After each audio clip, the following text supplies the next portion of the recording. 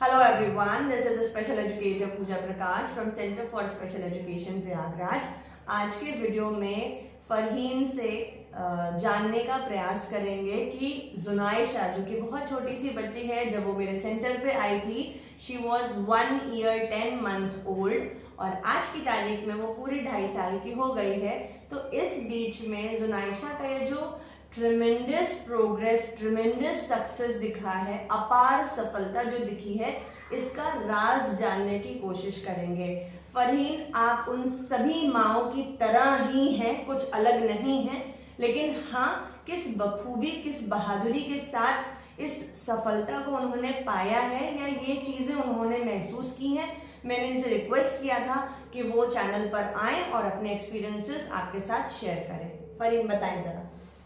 Yes ma'am, जब हम यहाँ सेंटर पे आए थे तो हमारी बच्ची जो है 1 year 10 month की थी और ये भी पूछ लिया था आपसे कि इम्प्रूवमेंट में कितना टाइम लगेगा। आपने हमें टाइम दिया था कि 9 से 10 महीने, जबकि इससे पहले ही हमें लग रहा है कि हमारा बच्चा तैयार हो गया है, ये सुनने को मिलने लगा है।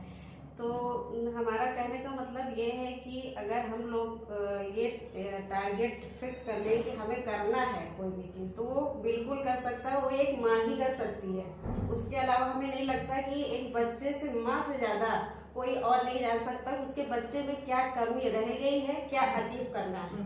तो फरहीन, क्या आप ये बात समझ पा रही हैं? जब आप एडमिशन लेने आई थी तो मैंने आपसे कहा था कि बेटा, जब तक तुम्हें रोटी बनाना नहीं आ रहा है तब तक तुम हमसे रोटियां बनी बनाए लेते रहो, लेकिन प्रयासरत रहना कि रोटी बनाना जल्दी से सीख लो, सो दैट घर पर अपने हाथ की बनाई हुई रोटियां खाओ और हमको बहुत सारा दुआ में बहुत सारी दुआएं दो। तो अब आपको समझ में आ रहा है कि क्यों पेरेंट ट्रेनिंग, पेरेंट इन्वॉल्वमेंट इतना जरूरी है। जी, हमें याद है कि जब हम यहाँ पे आए थे तो आपने कहा था, चूंकि हम ऑफिस मतलब वर्क से जुड़े हुए थे, तो आपने कहा कि छुट्टी लेनी होगी, हम छुट्टी लेके ही यहाँ पे आए थे। वो भी 90 दिन की छुट्टी थी। आपने कहा ये 90 दिन में एक भी दिन ऐसे इधर उधर नहीं जाना चाहिए, यानी एक दिन अगर है तो उसको पूरा देना है। हाँ, तो ये 90 दिन वाकई हमने पूरा 100% दिया जुनैशा को। मतलब 90 दिन में से एक भी दिन हम नहीं जाने देते थे। यानी कि जैसे अगर दवा खाता है इंसान तो दवा तो एक बार छोड़ देता है, लेकिन अगर हमें खाना नहीं खाना है तो हम नहीं खाएंगे, लेकिन जुनैशा का वर्क करना है तो करना है। ये माइंड में एक सेट था कि आपने 90 दिन के लिए हमें कहा कि एक भी दिन जाया नहीं होने देना, तो वो नहीं गया। तो कहने का मतलब ये है कि डेली जो एक होता नहीं, डेली रूटीन हमें ओटी से मिलता है, यहाँ से प्लान मिलता है, अगर हम लगातार उस पर 2-3 महीने शुरुआत अगर उस पर एकदम ईमानदारी से करें तो हमें लगता है कि बच्चे में इम्प्रूवमेंट दिखने लगता है। 3 महीने, अगर 2-3 महीने का टारगेट लेके चले तो 1 ही 1.5 महीने में दिखने लगता है। हमने आपसे पूछा था, हमें एक चीज याद है शुरुआत की, हमने आपसे ये पूछा था कि मैम रिस्पॉन्स कब से दिखेगा। आपने कहा था 3 महीने से पहले हमसे नहीं मिल रहा, लेकिन यकीन मानिए हमें 20 दिन के बाद रिस्पॉन्स दिखने लगा और हमने आपसे फोन किया था कि मैम ये 20 दिन में जुनैशा का ये मतलब कि ये जो आई कांटेक्ट था, अटेंशन था, ये कैसे दिखने लगा, हमें खुद यकीन नहीं हो रहा है कि हम लोग जो घर पे यहाँ पे जो थेरेपिस्ट ने हमें एडवाइस किया, प्लान के जो सिस्टम है इतना बेहतरीन है कि हम कितनी तारीफ करें। दिल से मैं कह रही हूँ इस चीज़ के लिए। और आज भी हमें कोई मिलता है तो हम यही कहते हैं कि वहाँ का जो सिस्टम है इससे ज़्यादा तो कहीं किसी को नहीं मिल सकता।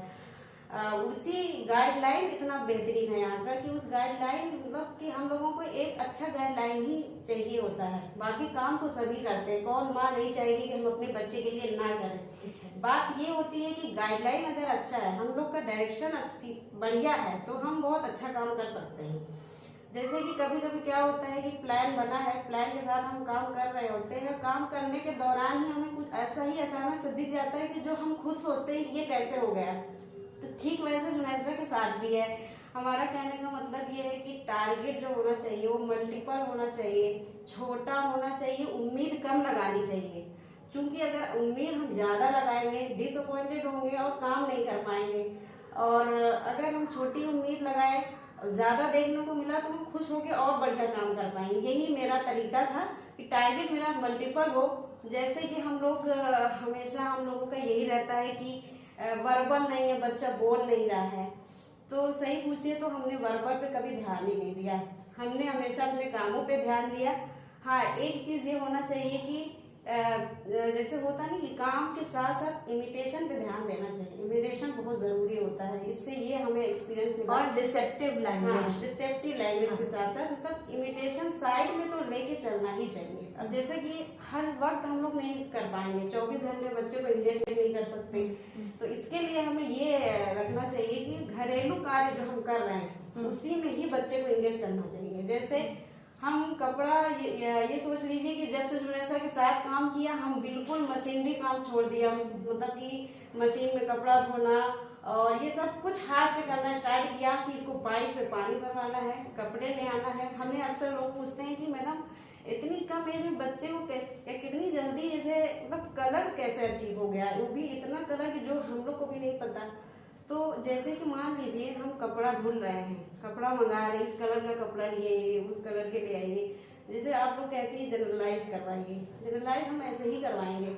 अब बाल्टी है, रेड कलर की बाल्टी है, सुनेशा को बाल्टी नहीं पता, कलर पता है रेड, हम बोलेंगे रेड बाल्टी में ले आइए, तो बाल्टी तो पता हो गई ना उसको, रेड बाल्टी।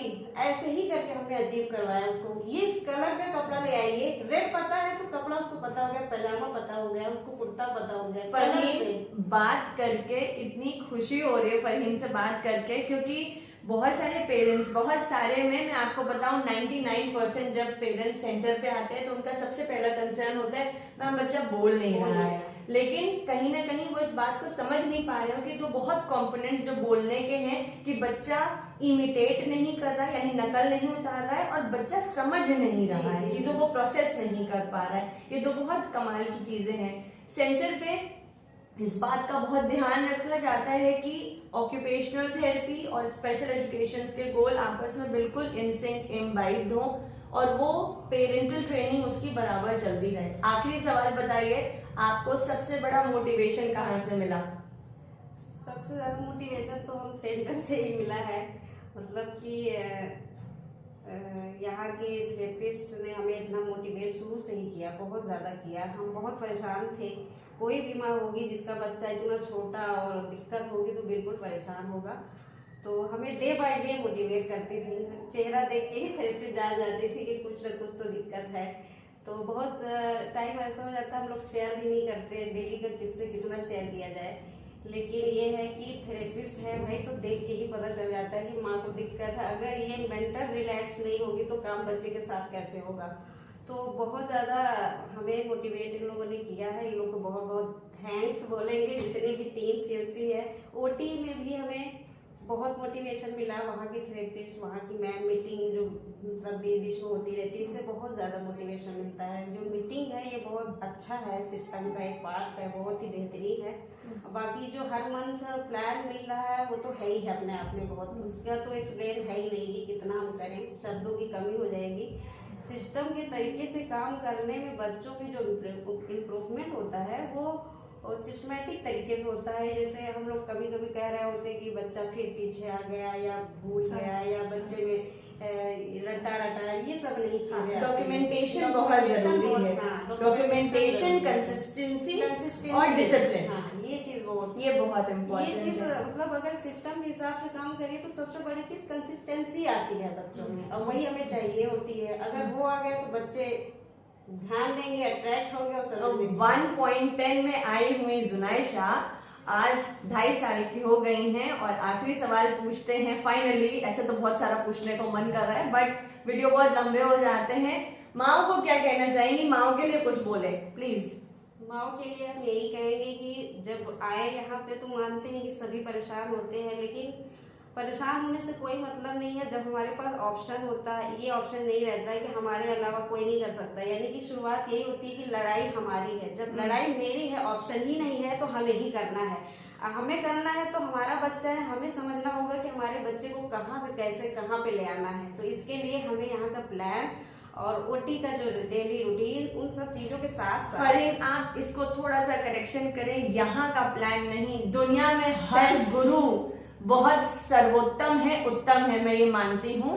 हाँ, ट्रांसपेरेंसी की बात आप कर रही हैं, इस शब्द का आप बात कर सकती हैं। यहाँ के लिए कोई बात नहीं, सभी सेंटर्स बहुत अच्छा काम करते हैं, सभी गुरु बहुत अच्छा काम करते हैं, यस। बट मेरे पास जैसे बहुत सारे पेरेंट्स आते हैं, वो बोलते हैं उन्हें प्लान नहीं मिला है, वो कहते हैं कि मुझे कोई ट्रेनिंग नहीं मिली है, सेंटर पे दरवाजे जहाँ थेरेपी चल रही है वो बंद होता है। तो ये सब नहीं होना चाहिए। सेंटर पे एडमिशन का पहला रूल ही है कि क्या आप अपने बच्चे के लिए प्रशिक्षित होंगे। अगर आप प्रशिक्षित होंगे तभी मैं आपके बच्चे का एडमिशन लूंगी, नहीं तो मैं एडमिशन नहीं देती हूँ। ऐसे बहुत सारे पेरेंट्स हैं जो कहते हैं कि हम प्रशिक्षण नहीं ले पाएंगे, प्रशिक्षण लेने में असमर्थ हैं। वो एक ऐसे ओहदे पे बैठे होते हैं या उनके काम में मसरूफियत ज्यादा होती है, मैं उनके भी पार्ट को समझ सकती हूँ, लेकिन एक स्पेशल एजुकेटर होने के नाते मैं हमेशा ये बहुत प्रगाढ़ विश्वास रखती हूँ कि अगर टीम वर्क होगा तो उसमें हमें सफलता ज्यादा मिलेगी। टीम वर्क में हमेशा आपके मल्टीपल थेरेपिस्ट या मल्टीपल थेरेपीज जो काम कर रही हैं बच्चे के ऊपर, वो अलॉन्ग विथ पेरेंट्स का कोलैबोरेशन, ये इतनी in sync together they make the one of the best team in the world, जिसके लिए शायद आप इस बात से राजी होंगे, राइट? कि सेंटर पे कुछ भी बंद होकर नहीं होता है, हमेशा खुला रहता है। माए क्या कहती हैं, आपके कमेंट्स का हमें बेसब्री से इंतजार रहेगा। अगर आप फरहीन से कुछ क्वेश्चन पूछना चाहती हैं तो आप नीचे लिखे कमेंट बॉक्स में लिखकर पूछ सकती हैं, she will definitely answer. And till then, happy parenting.